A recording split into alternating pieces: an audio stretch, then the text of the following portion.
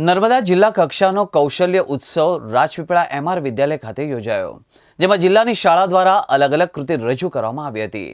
નર્મદા જિલ્લાની કેટલીક શાળાઓમાં બાળ વિજ્ઞાન મેળો પણ યોજવામાં આવે છે અને જેમાં અલગ અલગ પ્રકારની વિદ્યાર્થીઓ કૃતિ બનાવીને પ્રદર્શિત કરતા હોય છે। રાજપીપળામાં આવેલા એમઆર વિદ્યાલય ખાતે નર્મદા જિલ્લા કક્ષાનો કૌશલ્ય ઉત્સવનું આયોજન કરવામાં આવ્યું હતું, જેમાં બાળકોએ પોતાના ટ્રેડમાં કરેલી કામગીરી પ્રોત્સાહિત કરવા માટે જિલ્લા લેવલની સ્કિલ કોમ્પિટિશન કાર્યક્રમનું આયોજન કરવામાં આવ્યું હતું, જેમાં વિદ્યાર્થીઓએ અલગ અલગ કૃતિ જેવી કે પ્રાકૃતિક ખેતી, બ્યુટી પાર્લર, સીવણ ક્લાસ, સરદાર સરોવર નર્મદા ડેમ જેવી અનેક કૃતિઓ બનાવીને બાળકોએ પ્રદર્શનમાં મૂકી હતી। ત્યારે જેમાં નર્મદા જિલ્લા શિક્ષણ અધિકારી ડૉક્ટર કિરણ પટેલ, એમઆર વિદ્યાલયના આચાર્ય યોગેશ કુમાર વસાવા અને શિક્ષકો દ્વારા બાળકોને કૃતિ નિહાળી હતી। જમીન વગરની કેવી રીતે ખેતી કેવી રીતે કરી શકાય અને ધાબા પર કેવી રીતે ખેતી કરી શકાય અને એના શું ફાયદા છે તે બાબતે માહિતી મેળવી હતી।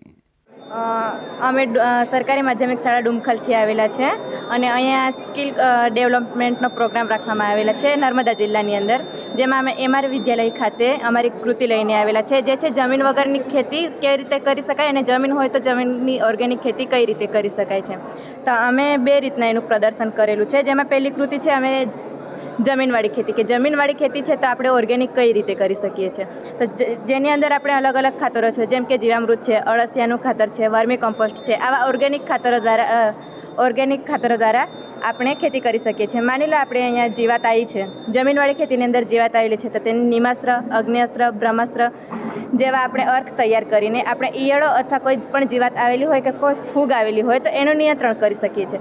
માની લો અત્યારના સમયમાં આપણે જોઈએ છીએ કે આપણી વસ્તી વધારો આપણા દેશની અંદર વધારે જોવા મળે છે। વસ્તી વધારાને કારણે એવું હોય છે કે જમીનના ભાગ પડી ગયા છે અને ઓછી ખેતીના કારણે ખેડૂતો આગળ વધી નહીં શકતા। એના માટે અમે નવી કૃતિ તૈયાર કરેલી છે, જે કે હાઇડ્રોપોનિક ખેતી અને એક છે ટેરેસ ગાર્ડન।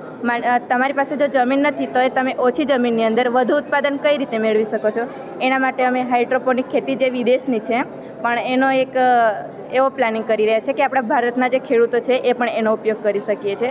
હાઇડ્રોપોનિક ખેતીની અંદર શું છે કે 10% પાણીની અંદર આપણે કોઈ પણ પાક જેમ કે શાકભાજી પાકો છે તો આપણે લઈ શકીએ છીએ, જેની અંદર આપણે જમીનની અંદર જે પાકોને 60 દિવસ તૈયાર થતા લાગે છે એ જ પાકો આની અંદર હાઇડ્રોપોનિક ખેતીની અંદર 40થી 50 દિવસની અંદર તૈયાર થાય છે। હવે માની લો તમારી પાસે હાઇડ્રોપોનિક ખેતી વધુ ખર્ચાળ હોય છે, તમારી પાસે પૈસા હોતા નથી, તો તમારી પાસે દરેકના ઘરે આપણું પોતાની વાડો અથવા તો ધાબુ તો બનાવેલા જ હોય છે, તમે ધાબા પર પણ ઓર્ગેનિક ખેતી કરી શકો છો। જેમ કે ઓનલાઈન બેડ મળી શકે છે।